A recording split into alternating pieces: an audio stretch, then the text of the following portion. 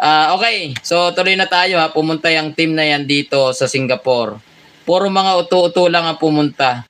Ah, ito taga Singapore to. Time U88. Pa-shoutout po kape sa watching from Singapore. Pumunta yung team na yan dito sa Singapore.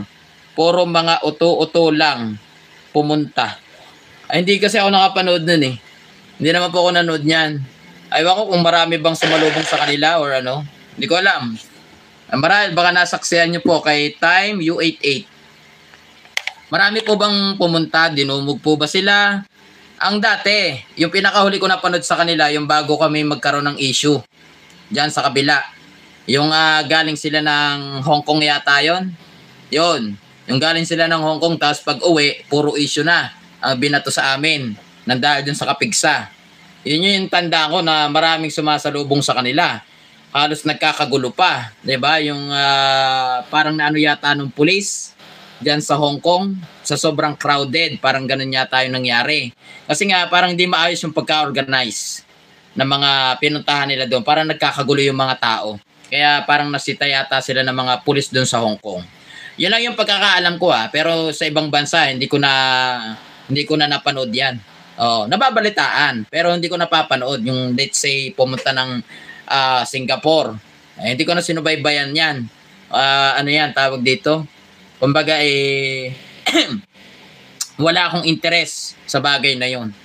Dumugin man sila ng tao diyan o sa hindi, wala na ho akong paki doon.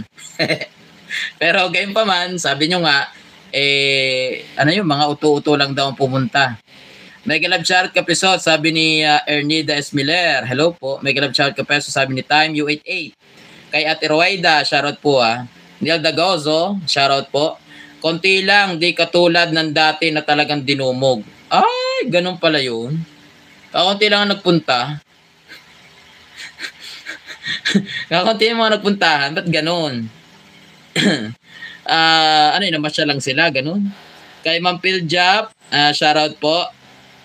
Mula umalis ka dyan at tinanggal ang Rochelle, di na ako nanonood dyan, sabi ni Ma'am Mabela Pastara.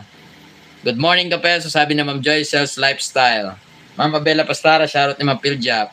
Chinese New Year kasi that time, kaya bawal doon at fireworks display. Okay. Wala masyadong tao na pumansin sa kanila dito sa Singapore. Baka hindi sila kilala.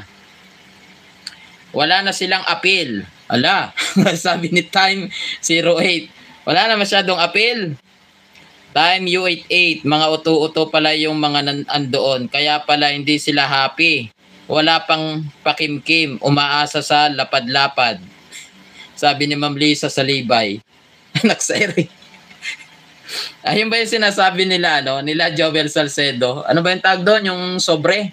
May sinasabi si Joel Salcedo pa sobre Yung pampasko, ano matawag doon? Ampaw, yung ba yun? Anak sa ering. Kapeso, gandang hapon, sabi ni Ma'am Ermi Capiral. Siron Razon, shoutout po. Simula tinanggal nila si Dodong, unsub ko na silang lahat. Sabi ni Ma'am Marilyn Daguyo. Me too. Hindi nanonood mula nang umalis ka at alisin ang Rochelle unsub. Pati lahat ng mga pangkat nila. Matindi. Parang buong angkan yata ang inyong inano Ma'am Lynn Principe. Kaunti na lang yung ampaw, sabi ni Paraiso Domingo.